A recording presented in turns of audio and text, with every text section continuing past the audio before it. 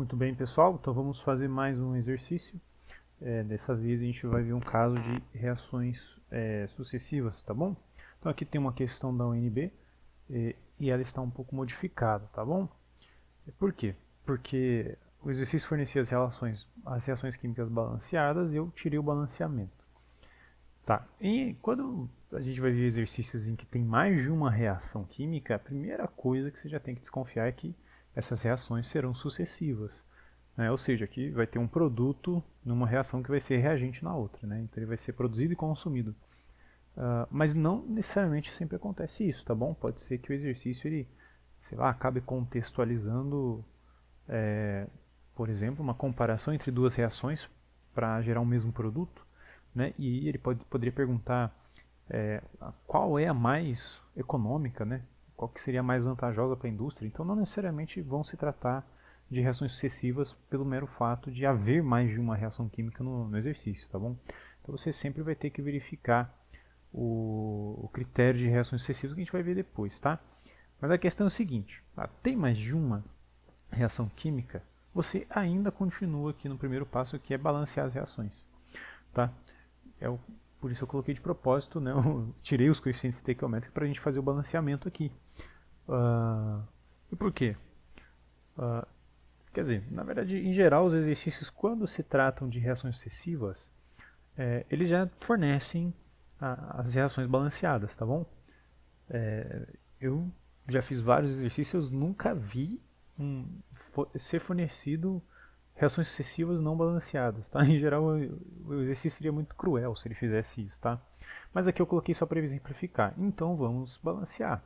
Então vamos lá, Na2O mais H2O. Eu vou colocar um pouquinho mais distante isso aqui para ter mais espaço, tá? Para escrever. Gerando NaOH. Então, vamos lá.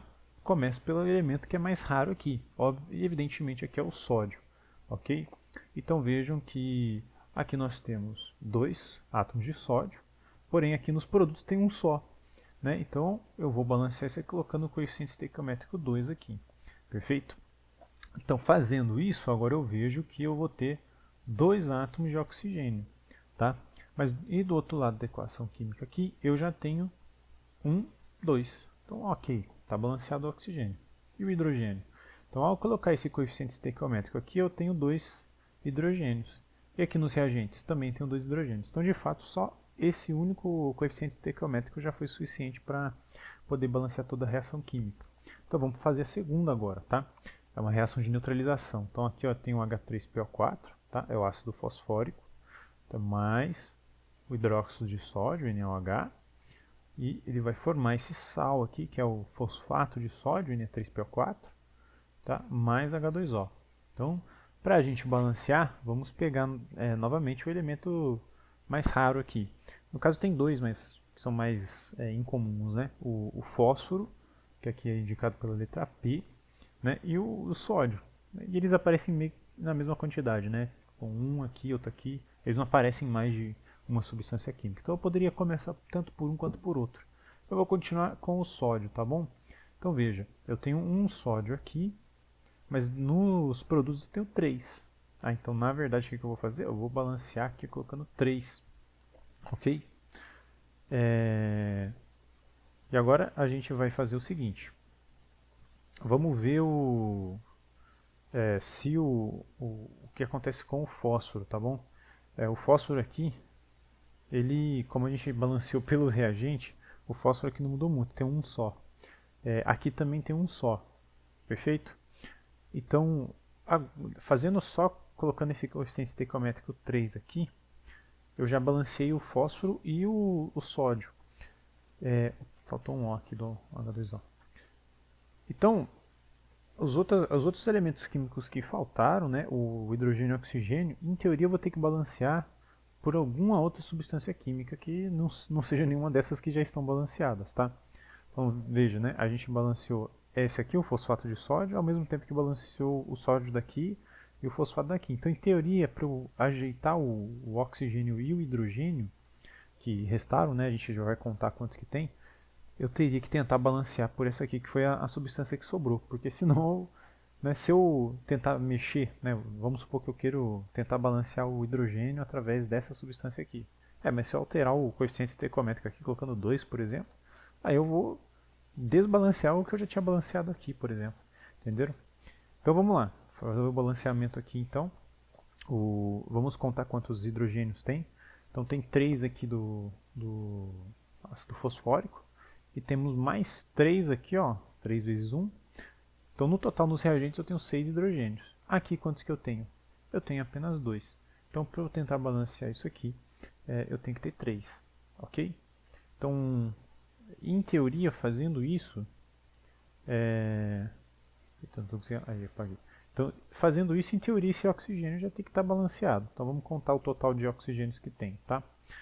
Então, eu tenho 4 oxigênios aqui do ácido. Eu tenho mais 3 vezes 1.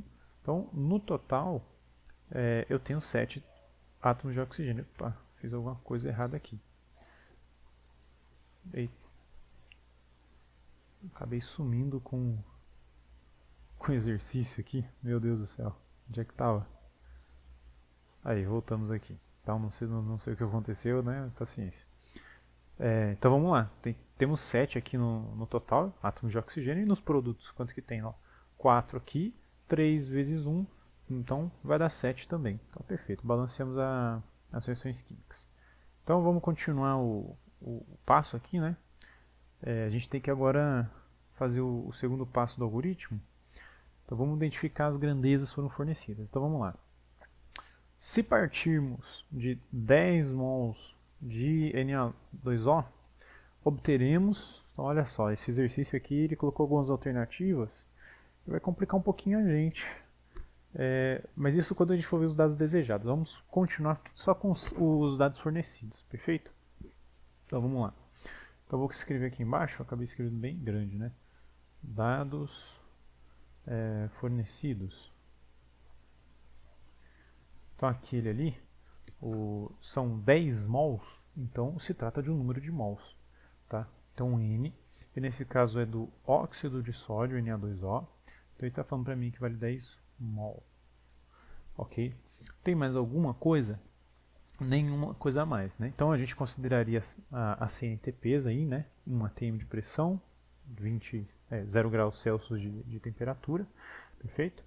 E as massas molares a gente teria que calcular porque o exercício não forneceu nada, né? Levar em conta essas duas notas de rodapé. Então agora o terceiro passo é identificar as grandezas desejadas, né? Tem duas aparentemente aqui, né? Por quê? Porque o exercício colocou duas alternativas falando sobre o H2O, ok? E essas outras 3 alternativas falam sobre o fosfato de sódio, né? Então, a princípio, é possível que eu tenha que calcular as duas, tá bom? Para ver qual que vai dar a minha alternativa certa, né? A menos que eu tenha a sorte de escolher a substância que já vai me dar a resposta, né? Mas vamos lá, então. Então já anota as duas aqui para a gente não ficar perdido. Então, o dado desejado. Então, o dado desejado aqui pode ser 2. São o número de mols da H2O. Ou pode ser o número de mols do Na3PO4. Ok? Então tem que ficar em mente essas duas. Esse exercício está pedindo possivelmente duas informações. A gente vai ter que aplicar a lei de Push 2 vezes, né? Se a gente não escolher, não conseguir achar a resposta de primeira, tá? Vamos fazer então o próximo passo aqui, né? Do algoritmo. Seria fazer essa classificação do problema quanto à relação reagente-produto e o gênero das grandezas em análise, tá? Mas esse passo é melhor fazer depois do quinto nesse caso, por quê?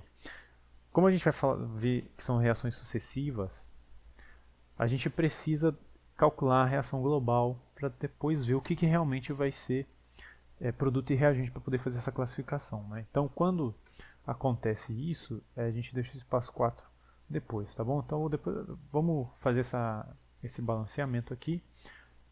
Deixa eu pegar então essas reações químicas aqui, ó.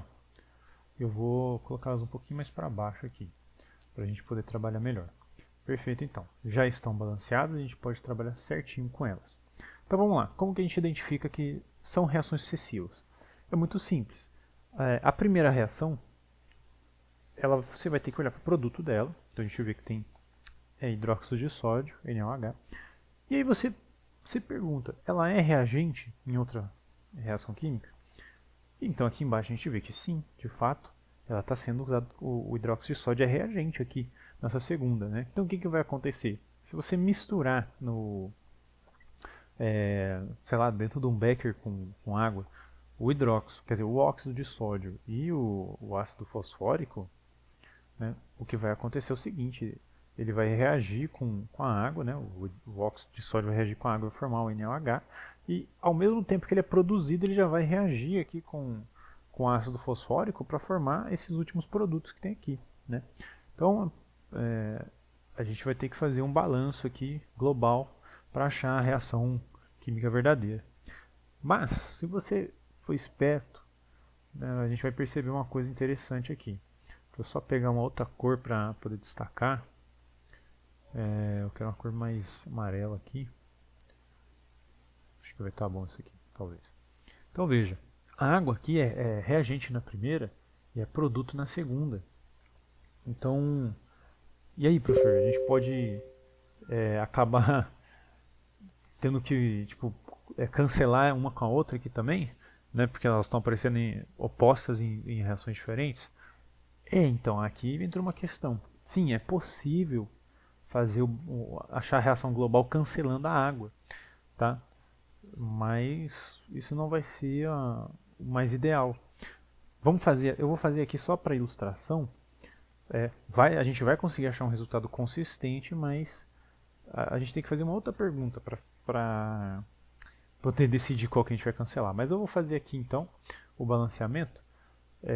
Então assim, tem 3H2O aqui, então eu quero, em teoria, colocar 3 como coeficiente estequiométrico da água aqui na primeira reação química, né? Mas para isso eu tenho que colocar multiplicar por 3 toda a reação química, tá? Para a gente preservar a proporção das substâncias entre si.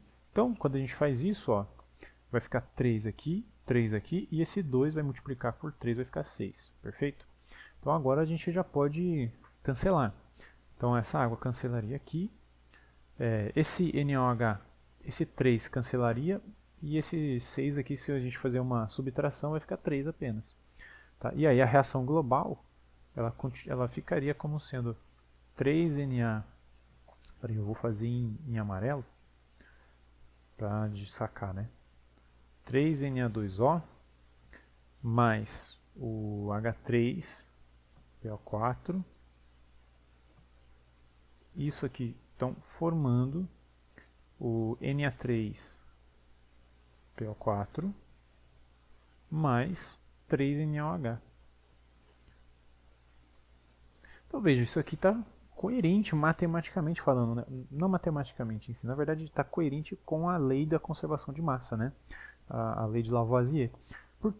Basta você verificar por si mesmo, né? Ver se essa reação está balanceada certinho. Tá? Você vai ver que ela vai estar balanceada sim.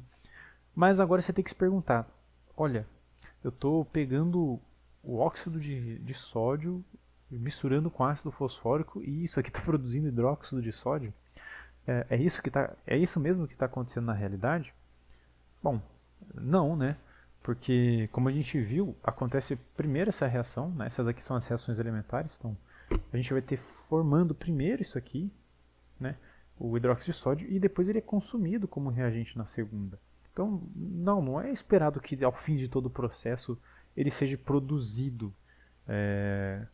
Então, não tem como fazer o hidróxido de sódio desse jeito, né? Isso significa que a gente balanceou pela coisa errada. Então a gente tem que balancear de outro modo. Deixa eu apagar tudo aqui então. Como que a gente tem que balancear?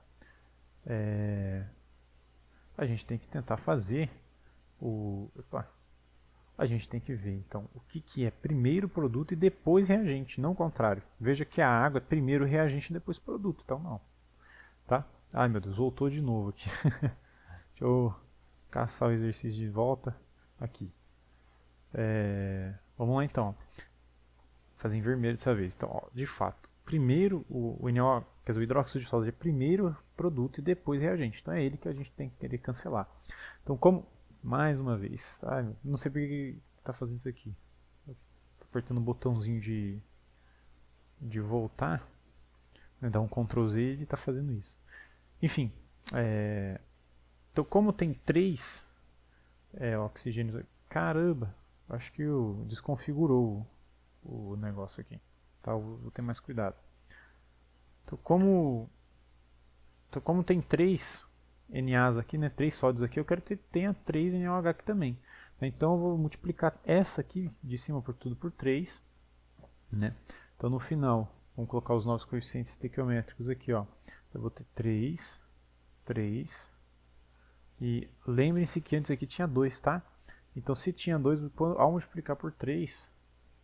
Não, pera aí, gente, eu fiz totalmente errado, tá? Na verdade eu que me confundi porque eu esqueci desse 2 aqui, né? Agora sim, fazendo o balanceamento correto, tá? Então como eu tenho 2 aqui e 3 aqui, tem uma primeira maneira mais fácil, né, de fazer, que talvez desagrade alguns, que seria a gente pegar essa primeira reação e multiplicar por 3 sobre 2, tá? Por quê? Porque se tem 3 NaOHs aqui, em teoria eu queria ter 3 aqui também, mas tem um 2. Então como é que eu faço para aparecer um coeficiente estequiométrico 3 aqui? Bom, é simples. Se eu multiplicar por 3 sobre 2, você vai ver que esse 2 multiplicando vai cancelar com 2 da fração aqui, vai sobrar só o 3. Então isso aqui resolveria o meu problema. Percebem? Então dá para fazer assim. Né? Vai ficar com coeficientes fracionários?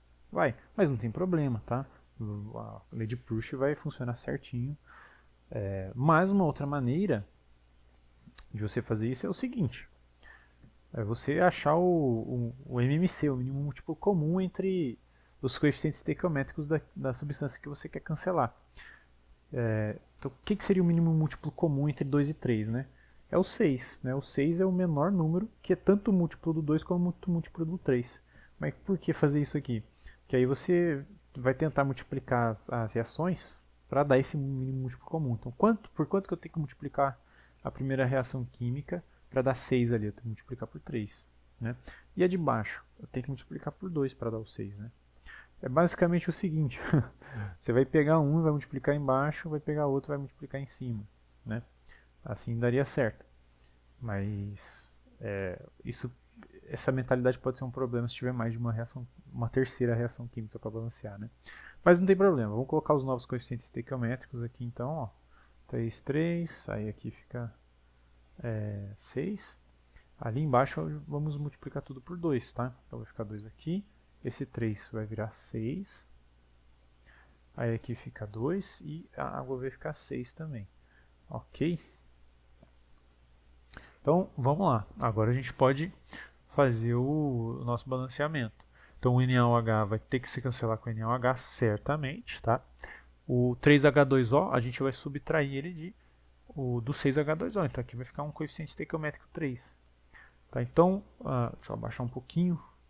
A gente vai ter que a nossa reação global é 3Na2O mais 2H3PO4, né, formando 2Na3PO4 mais 3H2O.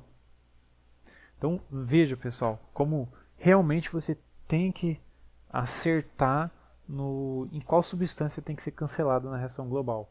Porque aí a reação global no fim vai ficar com os coeficientes estequiométricos diferentes. Olha só, aquela primeira que a gente fez cancelando a água. Né? O coeficiente estequiométrico do ácido fosfórico aqui é 1, embaixo é 2. Então erraria completamente o exercício quando fosse aplicar a lei de Proust se precisasse relacionar essas duas substâncias aí, né? O óxido e o ácido. A mesma coisa aqui com o fosfato de sódio, viu? Tá 1 aqui e embaixo é 2. Então não está batendo, né? Então, muito cuidado com isso. Mas agora sim, está balanceado. Eu vou passar um pouco para o lado. Na verdade, eu vou jogar um pouquinho para cima. Deixa eu apagar todo esse procedimento que a gente fez. Opa, para a gente ter mais espaço aqui. Vou apagar de baixo também. Ok? Então, muito cuidado no balanceamento, mas agora que a gente conseguiu o que a gente queria... Eita, não joga pra cima. Mas agora que a gente conseguiu o que a gente queria, a gente pode relacionar através da lei de Proust, que seria o próximo passo aqui do algoritmo, né? A gente já fez os dois, né? O 4 e o 5. Então, lei de Proust. Olha lá, qual que é o meu dado desejado? O meu dado desejado tem dois possíveis, né? Eu vou ter que escolher um. Eu vou escolher o da água, tá? Então, vamos ver se isso aqui vai dar certo. A gente já achar a resposta, não vai precisar aplicar a lei de Proust de novo.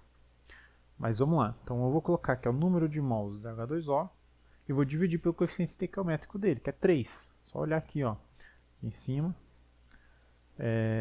E então, esse aqui vai ter que ser igual. Qual agora o dado fornecido? É a respeito do Na2O. Então, vou relacionar aqui o número de mols do Na2O e vou dividir pelo coeficiente estequiométrico, que é 3 também. Então, a proporção, na verdade, entre eles é 1 para 1. Então, vamos lá, colocar o próximo passo. Já vou cancelar os 3 aqui, acho que todo mundo consegue perceber que eles vão se cancelar, né? Agora veja só, o próximo passo seria substituir... Espera aí rapidinho, 6 foi feito, então o 7 substitui o número de mols anteriores pelas relações estequiométricas dos dados em questão. A gente não vai precisar substituir nada, por quê? Porque veja, né, a gente tem o número de mols aqui do H2O, mas o dado desejado já é um número de mols, então não tem o que a gente substituir.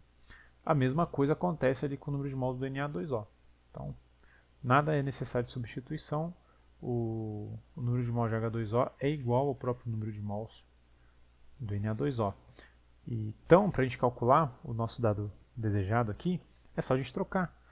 Que o dado fornecido do Na2O é 10 mol. Então pronto. O número de mols de água que vai ser produzido é 10 mol. Então, se a gente voltar aqui na questão, de fato a gente acabou escolhendo a substância correta, tá bom? Porque essa daqui é a alternativa A. Então obteremos 10 mol de H2O. Ok?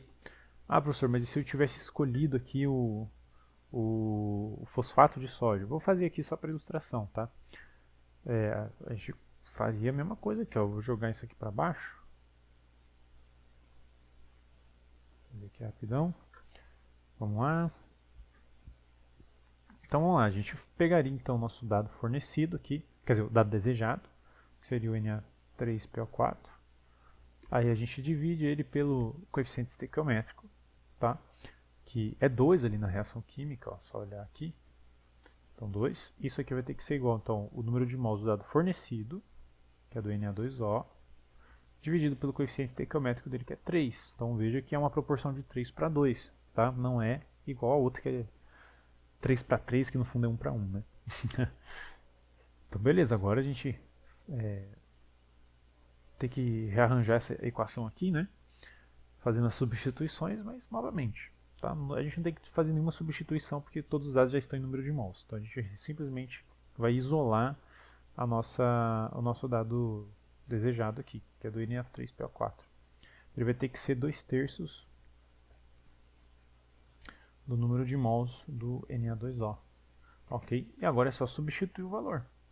Tá? Então é 2/3 vezes 10. No caso, isso aqui vale 20 terços. Vou colocar aqui embaixo, tá? Então são 20 terços de mol. Tá? E 20 terços de mols não tem nenhuma das alternativas aqui. Tá? Então, ó, 40 terços de mols não é, 15 mols não é, 20 mols não é, então nenhuma delas está correta. Então, aqui você veria que não tem alternativa, né? Então, não era para a gente, quer dizer, não, esse aqui não é a substância que nos daria a resposta. Então, você teria que depois calcular cada água, né, que é o que sobrou, que é o que a gente fez aqui, é o que eu deixei aqui embaixo, né? E aí você chegaria na resposta. Perfeito? Então é isso aí, pessoal. Isso aqui acho que ficou um vídeo um pouquinho mais longo, né? Mas poderia ter sido bem mais rápido. Mas eu coloquei alguns detalhes a respeito das reações, para ficar bem evidente o passo a passo aí, para a gente poder estudar bem. Perfeito? Então é isso aí.